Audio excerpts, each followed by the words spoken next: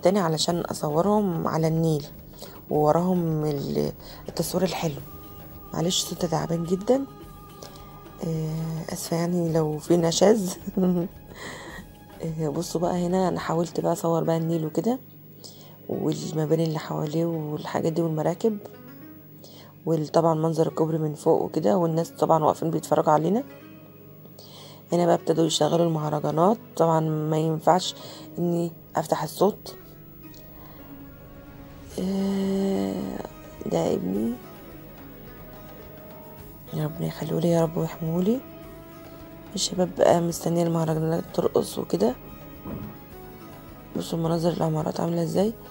بس هنا المفروض يهتموا بالطلعه والنازله، بدل في ناس بتنزل تركب، يعني اكيد يبقى فيه اهتمام اكتر من كده.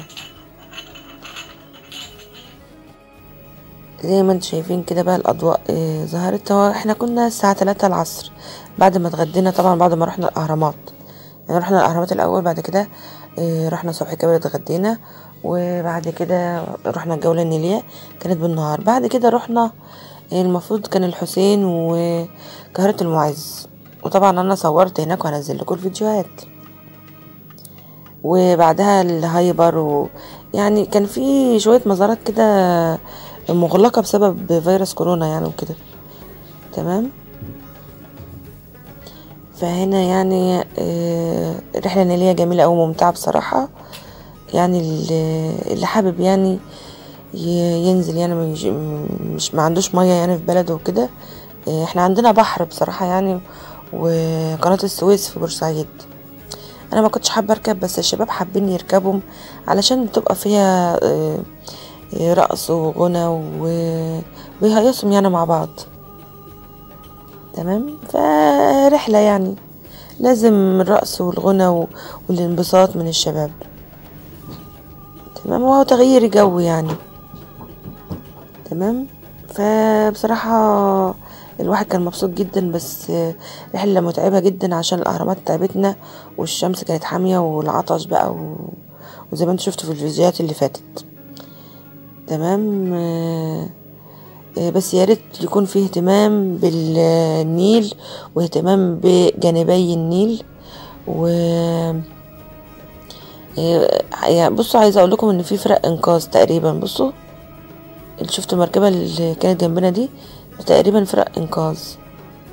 بس في بعض المناطق على النيل لازم يكون لها اهتمام، علشان حتى الاجانب لما يجوا يركبوا من المراكب دي يشوفوا مناظر حلوة. يعني بصوا السور اللي هناك ده مثلا، يبقى فيه اهتمام شوية، مثلا يبقى فيه معرفش بقى، بس اكيد في مهندسين بيبتكروا الحاجات دي، ولازم يكون في مناظر حلوة. في مناظر ما عجبتنيش بصراحة، في حاجات مش انا بصوا في نخل كده ملوش لازمة ان هو محطوط كده، في حاجات ملهاش لازمة انها تتحط. يبقى في منظر جميل اكتر من كده يبقى محطوط كده عشان الاجانب لما تيجي وتزور مصر وكده. وفي حتت حلوة يعني، وفي حاجات مبنية برضو، المراكب العايمة كتير جدا وحاجات حلوة كتير.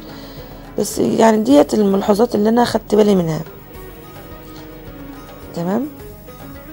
يا رب الجولة النيلية تكون عجبتكم، ومتنسوش اللايك والشير. كانت معكم ريري سعيد. سلامي وتحياتي وتقديري.